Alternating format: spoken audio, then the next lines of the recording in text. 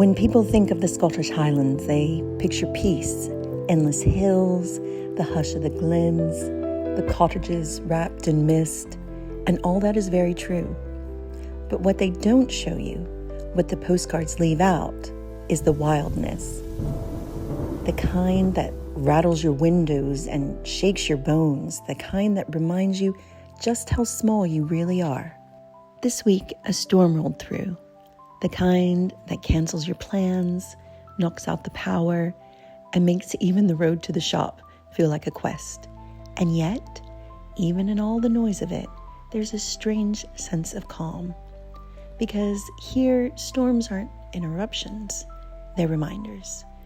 Reminders to slow down, to gather close, and to be content with what we already have. This is what life in the Highlands is really like. Equal parts wild and gentle, unpredictable yet grounding. And listen, it's not for everyone, but for me, it's home.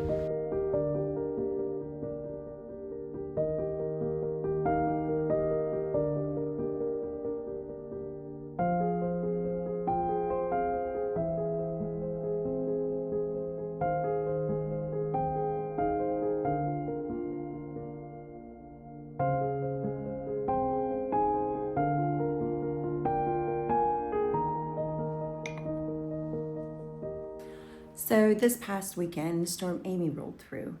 And while we were expecting a storm, I don't think any of us had any clue how aggressive it was going to get. The power went out Friday evening. We were all sitting in the snug. 1 minute it was warm and cozy. We were all on the same couch. And the next moment, complete black. I don't think you realize how dark it can really get up here. We were very aware that the power might go out, so I told the children to charge their phones so they would have a torchlight to go to the bathroom at night, and I had charged all the cordless lamps, but still, it was really dark, so we needed our camping torches, so we had to go hunt for those. The wind outside was wild. It was howling through the chimneys as if someone was screaming. So the children were obviously scared, so they slept with us that evening. There was really nothing else to do by candlelight, so we all kind of went to bed at 8 o'clock, 8:15, just about an hour after the power went out. But nobody really got any sleep. With every gust of wind, even with the shutters closed, it was like the house was breathing, and this house is built very solid. It was the kind of storm that made you feel really small. And as much as I love storms, this one was a bit scary actually, and it was definitely scary for the children. But still, I kept reminding myself that this 300-year-old house had weathered probably storms much worse, and that we were safe behind its walls. And that felt really lovely as well, to be able to see the fury of nature, but to also feel safe. By morning, the seas were calmer. We were still flooded, but we also didn't have water because our water comes off the mountain, and so it's pumped into the house. So obviously with the pump being off, we didn't have water. So we had to head into town. It's funny how you take for granted even the smallest conveniences. Even just boiling the kettle for a cup of coffee didn't happen. And that's the thing about living in the Highlands. Nature isn't a backdrop. She is main character. She definitely has main character syndrome. And it teaches you patience and resilience and humility, because you realize you are at the whims of Mother Nature, as are we all, really. And that's what today's video is all about, is how life in the Highlands really is. Because I get a lot of comments like, oh, you must feel so isolated. Where's your nearest neighbor? Do you feel safe? And the answer is, yes, I feel safe. The answer is my nearest neighbor is within walking distance. But actually, I enjoy a little bit of isolation. Here, village life, you do not have that anonymity you have in the city where you can walk down the street and no one notices you. But you have a community. And so when the power went out, the community really came together and one of the little towns, they didn't have power for several days.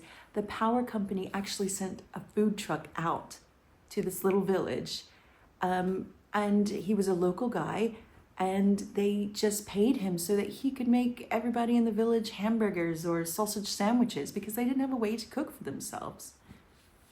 When the power went out, and we were in town, I got a message from one of my daughter's friends who invited her over to spend the night so that she could stay with them and they had power. That was lovely, so that she wasn't scared 2 nights in a row. Hi, baby. Hi, come on. Hi. I was just having a little story time about this weekend. Yeah? I tell you, Princess Nona is always very jealous when I'm talking to you guys. On Monday, I had my art class, and I was afraid it was going to be canceled because there had been no power in the village. But it was restored, and so one of the older gentlemen there brought bags of apples for his orchard for people, and we all took some home. There can be a sense of isolation, especially during a storm where we're kind of flooded in, but it does teach you to prepare. We usually have a couple of days of food here, and we keep a lot of canned goods that we can heat up on the stove that don't need to be cooked in an oven. And we always keep a few jugs of water because, well, the water goes out as well. This old house was not impressed with the storm. No damage whatsoever, not even roof tile. The grounds, however, that was a different story. There's still a lot of cleanup, actually.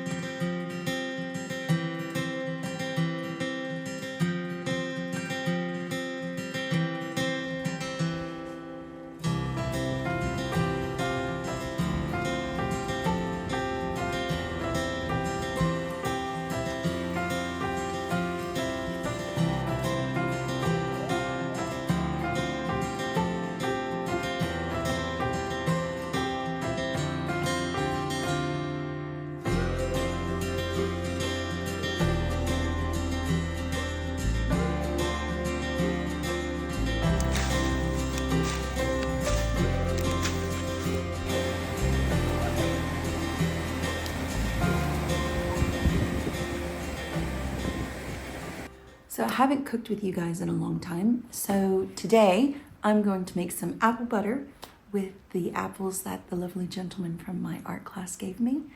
And I also owe you a little bit of a house update.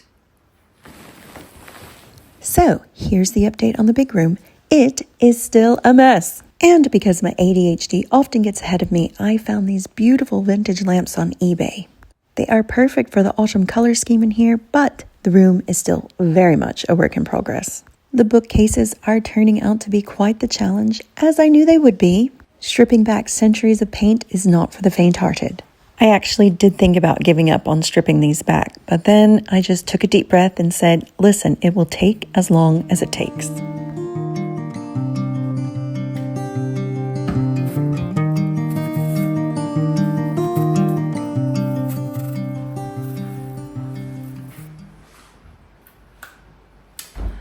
I have always wanted to make apple butter. Do I particularly like apple butter? I don't know, because I've never tried it. So I've never made this. This could be a complete fail, but at least I won't be failing alone. I will be doing it in front of the masses on the internet. This is what you'll need to make the apple butter.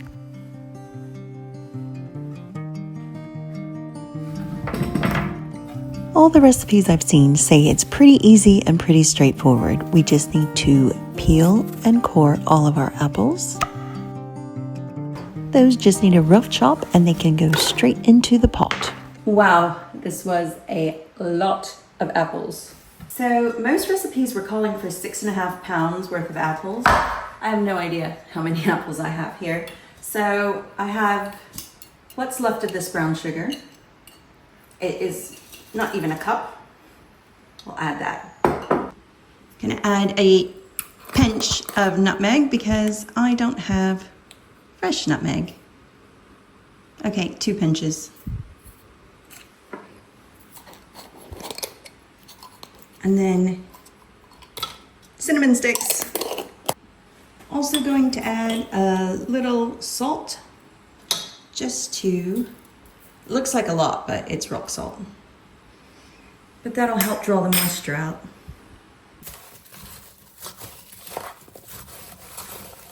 Now we're just going to cover it and leave it to cook down for about half an hour. I got so many lovely comments when I showed you my artwork in my last video, so here's what I got up to in art club this week. This is painted with gouache, and I am super proud of the lace on this dress. I told you I love painting women staring at the sea.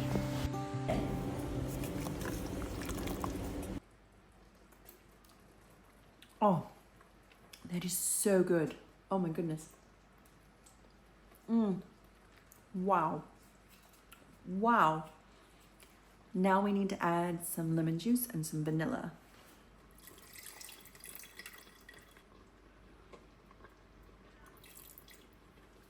I let that cook down for another hour or so, and then I blended it.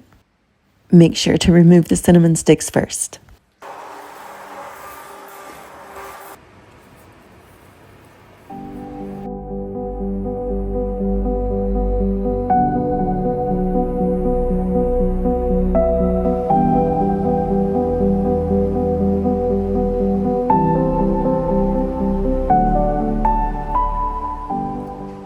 Wow, that is so good. Wow. Wow. I wish I'd made this earlier. So the apple butter should keep for 2 weeks in the fridge or a couple of months in the freezer. This week has felt like a small portrait of real life in the Highlands. Storms, candlelight, the quiet work of keeping a home warm, and the small kindnesses that make a big difference. It's not glamorous, really, but there is a certain charm to it. Out here, community isn't something that happens. It's something you build little by little. You show up, you lend a hand, you make apple butter with the apples you're given, you go to art class, you give someone a lift when they need to go somewhere. You give a little, you receive a little, and somehow that becomes the thread that holds everything together. Living here has taught me that isolation isn't about distance, it's about connection. And connection is something you have to step into. You can't stand at the edge of it waiting for it to find you. A storm, in any sense of the word, serves 2 purposes. One, it highlights what is weak and it removes or destroys it. But it also shows you what is strong and where you are safe. And maybe that's what the Highlands has taught me, that beauty isn't found in the calm weather, but more in the resilience. Because it's not the absence of storms that show you who and what you are. It's the way you come through them.